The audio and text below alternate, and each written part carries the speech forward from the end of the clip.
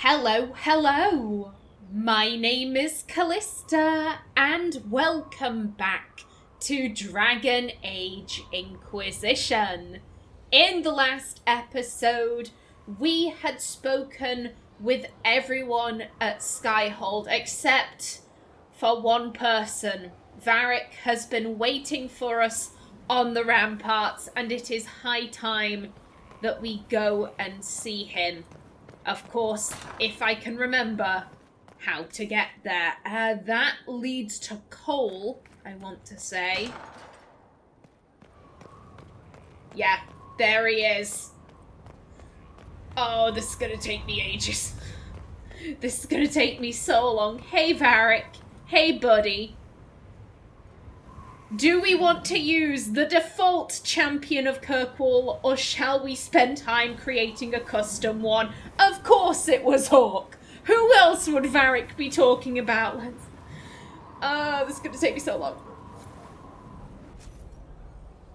Okay, and here we are. Hawke is getting an upgraded look, and in shitty lighting too. Now, I am gonna cut through this.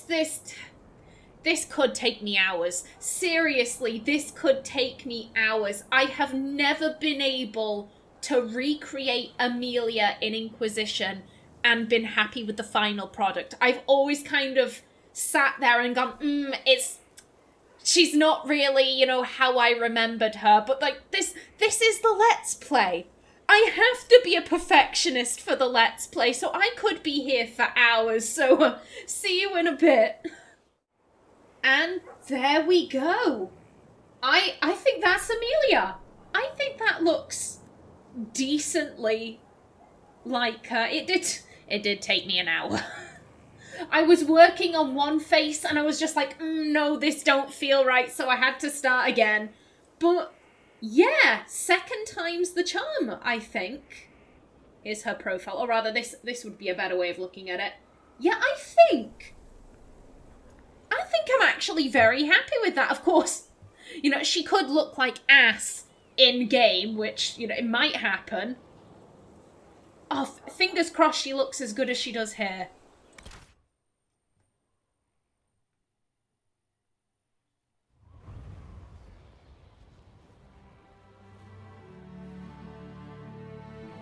Inquisitor, meet Hawke, the Champion of Kirkwall. Though I don't use that title much anymore. Hawke, the Inquisitor. I figured you might have some friendly advice about Corypheus. You and I did fight him, after all.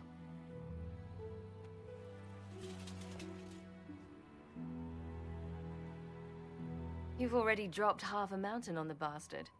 I'm sure anything I can tell you pales in comparison. I'm actually really happy with that. I'm actually really happy with how she looks here.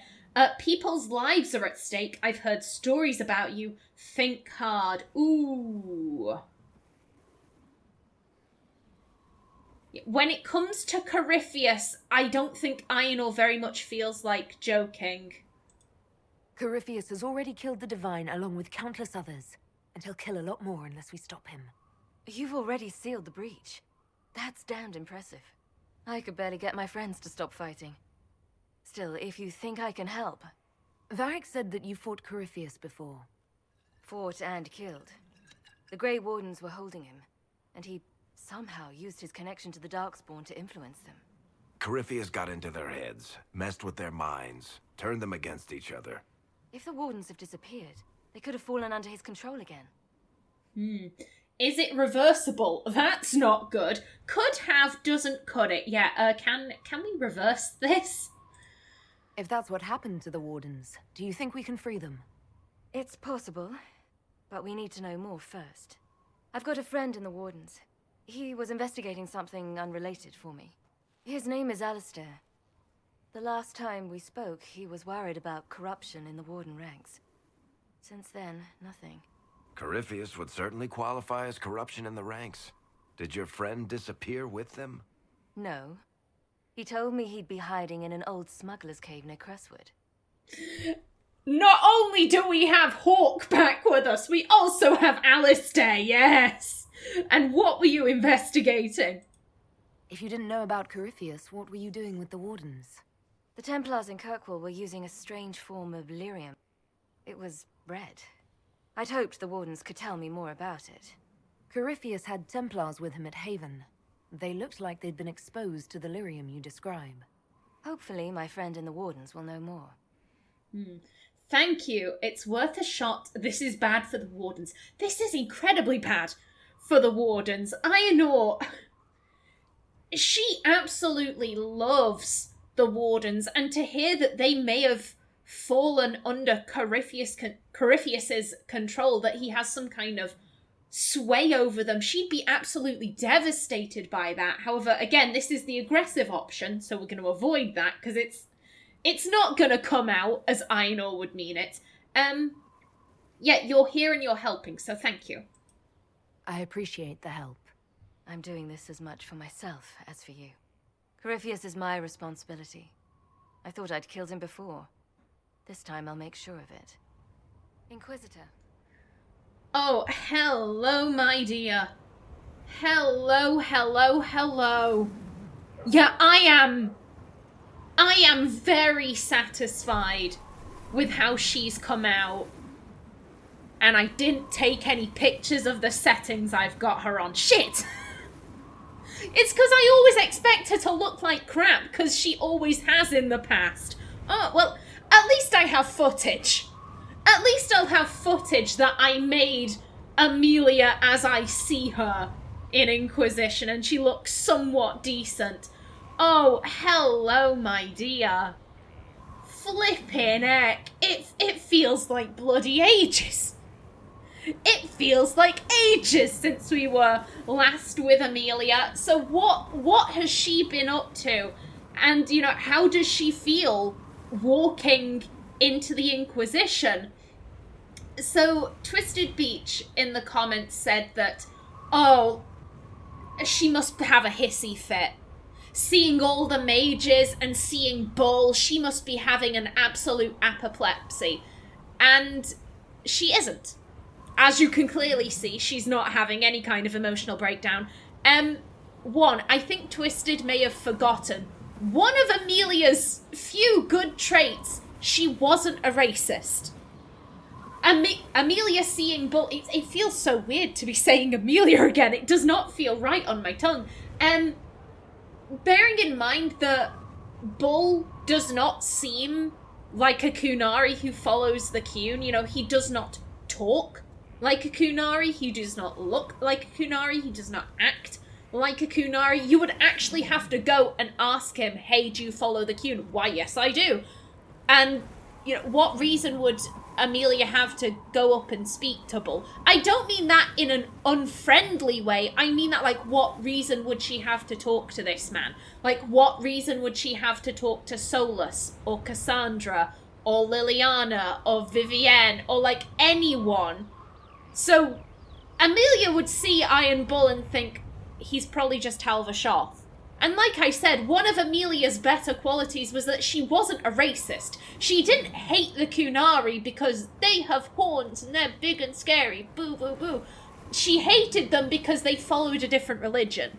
Same with the Dalish. It had nothing to do with the fact that they were elves, it was the fact that you are worshipping elven gods. The city elves who were Andrastian, Amelia loved. She wasn't a hypocrite like a lot of Andrastians are, you know, like, oh, we're all one in the Maker's eyes, except for the elves and the dwarves, fuck them, we're all one. Amelia genuinely believed, like, oh no, like, these elves are my brothers and sisters in the Maker, and I love them just as I would love any human, or any dwarf, or any Kunari who joined the Andrastian faith. Like, for all her faults, Amelia was never a racist. So she'd have no reason to have a hissy fit upon seeing Bull. Like, she'd just think, oh, he's probably Halvershoth. Good for him leaving the Qun. Like, good on you, buddy. And as for the fact that there are a load of mages dicking around, the reason why she's not having a hissy fit is because she doesn't feel afraid. And I don't mean that in a, she's gotten over her prejudice. I mean she is deeply depressed. She doesn't feel jack shit anymore. To have a hissy fit, you need to feel something. And Amelia is simply incapable of that now. The thing that categorized her, her emotions, because she was a deeply emotional person, that's all she was. She was just fear and sorrow and hate bundled up into one person, and all of that has been taken from her. I said this at the end of Dragon Age 2. The story I wanted to tell with Amelia is someone who gains the world but loses everything that was important to them in the process, and then ultimately loses what they gained. Bethany, Carver, Leandra, Anders, the 4 people she cared about, all dead by her hand or by her actions/inactions. She was too slow to save Bethany. She was too slow to save Leandra. She killed Carver to spare him, you know, becoming blighted. And she killed Anders because, you know, he had just committed an act of terror and he was begging to be killed before he lost himself any further to the demon of vengeance. All of them dead because of Amelia. And what did she gain because of it? Well, she had a nice house and she was Champion of Kirkwall for a bit. And then her name somehow got attached to the Mage Rebellion. And she was suddenly heralded as this beacon of mage rights. And like, oh, the Champion of Kirkwall, Amelia Hawke says the mages should be free. And she's just like, no, I fucking never said that.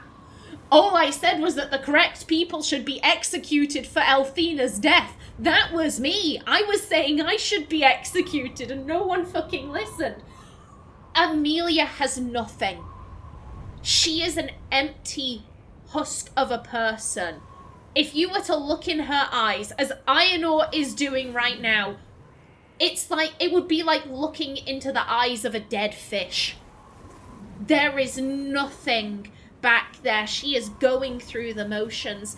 I genuinely believe that the only thing stopping Amelia from committing suicide over the years since the end of Dragon Age 2 and, you know, her rocking up to the Inquisition, the only thing that has stopped her from killing herself is the fact that Varric has been finding her little jobs to do.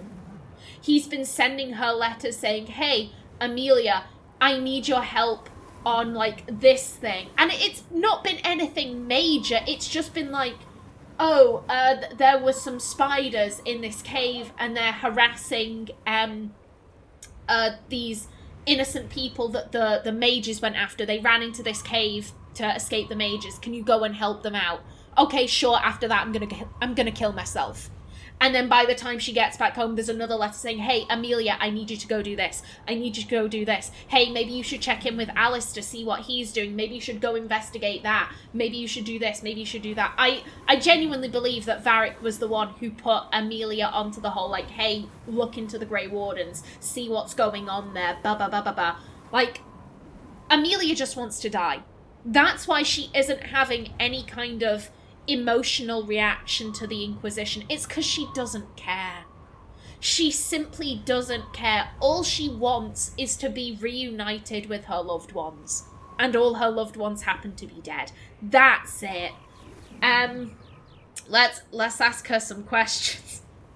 Why are you alone? You fought Corypheus. Where have you been? Tell me about Anders. What has Varric told you? Oh my god. Aenor clearly knows about Hawke. I mean, she's read Varric's Tale of the Champion. So she does have some knowledge of who Amelia is. Yeah, I think this, first and foremost, you know, is, you know, like, oh, where have you been? What have you been up to since, you know, Kirkwall? Because here's the thing. How do I put this? There were things that Varric either changed or left out in Dragon Age 2.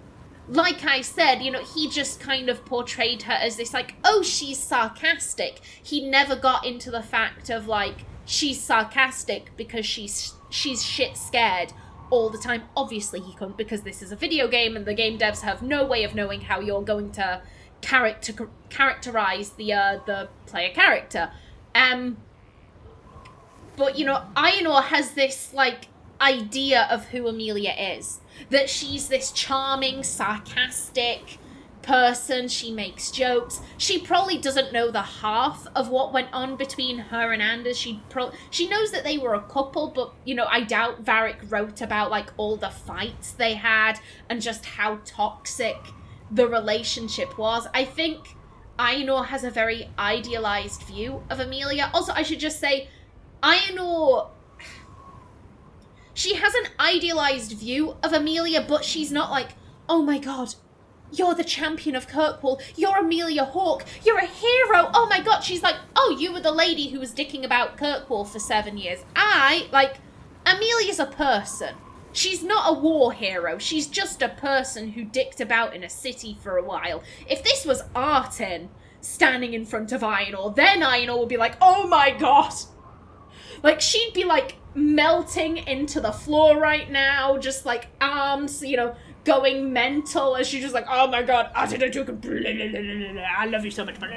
Like, that's what Aenor would be doing if Artin was here. For Amelia, it's like, oh, you're just a normal person. Like, I'm gonna respect you like any other person, but you're nothing special. To put it bluntly, like, Aenor doesn't view Amelia as anything special. Is this making sense? Okay, the questions. I'm sorry.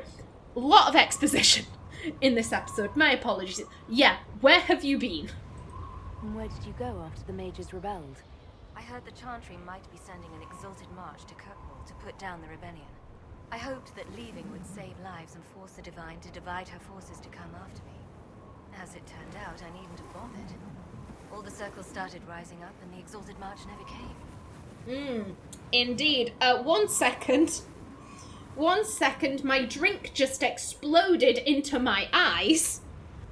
God, that stings. Luckily, my glasses caught most of the liquid, but now I've got to clean them. Okay, there we go. I can see again. Yeah, she left Kirkwall. I imagine she's kind of been on the move.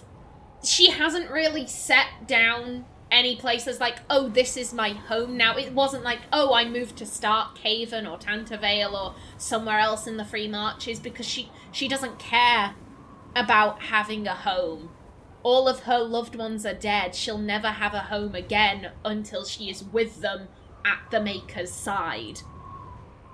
Yeah, why are you alone? Where did everyone else get off to? I heard you had family and friends in Kirkwall. Where are they now? There's hardly anyone left, really. My Uncle Gamlen's still in Kirkwall. But everyone else I used to know, they've pretty much scattered to the winds. Oof! That's so Amelia, though. That hurts! I literally said one of Amelia's greatest fears was being left alone. Everyone leaving her alone. As much as she hated Meryl, thoroughly despised her, she still didn't want her to leave, because that would be another loss. And... oh. Oh, Lord. Oh, Lord. That fits so beautifully. Jesus Christ. Aenor doesn't know what she's getting herself in for with this question. I'd like to know more about Anders. What was he like? I don't know if there ever was just an Anders. There was a voice in him, driving him toward justice for the mages. So loud that it drowned everything out, even me. And yeah, I think, because here's the thing, it's very obvious that Varric disapproved of Anders and Amelia's relationship. And I mean, even in Dragon Age 2, we can tell he feels guilty about introducing them when, I think it's the end of Act 1 going into Act 2, and you know, it's one of the cutscenes where Cassandra is talking to Varric, and she says, that mage Anders, and Varric says, don't remind me, I introduced them. So he clearly feels guilty about that. He feels like, oh, I fucked up. And I do think there are some undertones that Varric feels like he is responsible for Hawke's misery. And I don't know how much he would have written in Tale of the Champion about Amelia and Anders' relationship. Because I think on one hand, he'd want to be honest and be like, I'm chronicling this. This happened in her life. But at the same time, I kind of feel like Varric is the type of author to be like, this was such a bad thing for my friend. And it might have went down badly in real life, but in text, maybe I can give everyone a slightly happier ending. Maybe text Amelia won't be in quite such a state as the real Amelia. So I could see Varric maybe writing this as quite ambiguous. You know, it's something that you could pick up on, but I don't think he would have focused on their relationship. I heard that you two were close. Yes. But when he went mad, I couldn't stop what he did. I could only put him down. Oh, and that kills her. That absolutely kills her. Yeah, what has Varric told you about all this? I assume Varric's been feeding you information about the Inquisition. What did he say about me? Only good things, I promise. I was a little surprised, actually. Varric isn't one for religion in general, but he thinks highly of the Inquisition. I think the exact phrase was, has a good shot at fixing Blondie's mess. You said you thought you killed Corypheus. The Grey Wardens had him imprisoned. They used my father's blood in a ritual to seal Corypheus inside. But he could still reach out and influence the Warden's thoughts. He sent them after me. And I didn't just think I killed him. When the fight was done, he was dead on the ground. Maybe his tie to the Blight somehow brought him back, or maybe it's all Tevinter magic. But he was dead, I swear it. We'll talk later. I'll meet you at Crestwood. Okie doke. Thank you. Thank you, Hawke. Oh, yes. Yes. I'm still so proud. I'm still so proud. Look at that face. Look what I did. I did something really cool there. Okay. Okay. Now, enough admiring my handiwork. We actually haven't explored this section of the keep because I've been avoiding it. Oh, I wasn't happy with how Amelia's story ended in Dragon Age 2. I really wasn't. I'm pretty sure I mentioned this at the time. I wanted Amelia to die.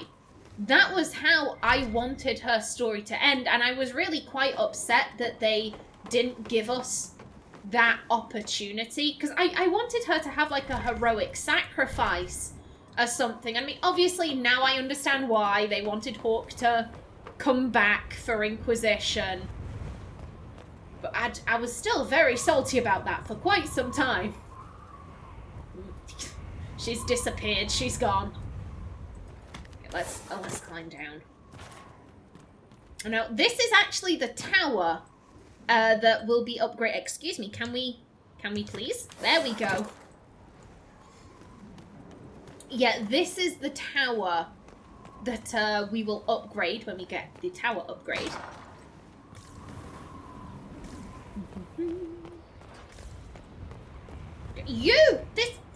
This is the elf that was rubbing themselves on Aenor a few episodes ago. That's right, walk away. Be ashamed of what you did. Can I? Because there's right there. That's a codex entry right there. And I'm gonna grab it. Yoink. Belinaris Dinan Heme. Cataloguing Skyhold. Elven arrow with inscription. An arrow. Elven, of course, because who else would be this fancy with a throwaway? I've talked weapon talk with traders before, and the squiggly scratching means make you dead or near enough. Well, made. Have to be. To keep its shape since whatever ancient sod around its form. What? I read that in such a weird fucking way. You know what? I'm a read this again. An arrow. Elven, of course, because who else would be this fancy with a throwaway? I've talked weapon talk with traders before, and the squiggly scratching means make you dead or near enough. Well, made. Have to be, to keep its shape since whatever ancient sod around it's from. All I know is there are centuries of knocks in the walls I have to patch. They keep an edge if they don't hit stone. Tell the men to mind their fingers. They got fresh blood on this one. Mason Gatsy. Okay, very cool. You know what, I'ma just check that... Yeah, there are no other arrows. Okay, let's jump down. You still haven't grown. With not a space wasted. We'll want for nothing.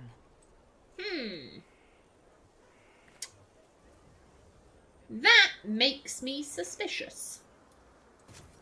Maybe I have to leave Skyhold. That would make sense. Let's plant some more blood lotus. Actually, did that. There we go. And over here, I'm going to grow Crystal Grace, if I can. Oh, can you not grow that? Oh, bugger! How dare! Much offence! Boo! In that case, let's grow some Dawn Lotus. It's pretty. Why not? No, this one.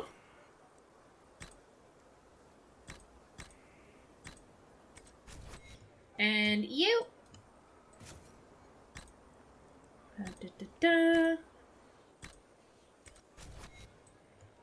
Alrighty then. Good stuff. Now then, what is... Oh, hey Varric, how are you doing? Is it a strange bit of kit for a fortress, but no one else has them, that's for sure. Okie doke. Oh, those are the specializations. Got it. Got it. You know what? I only have 5 minutes left of this episode, so I think now is the time for bamfing around Skyhold, trying to find the rest of these Cowl banters. So I'm going to cut out right here. You're going to hear all the banters, fingers crossed.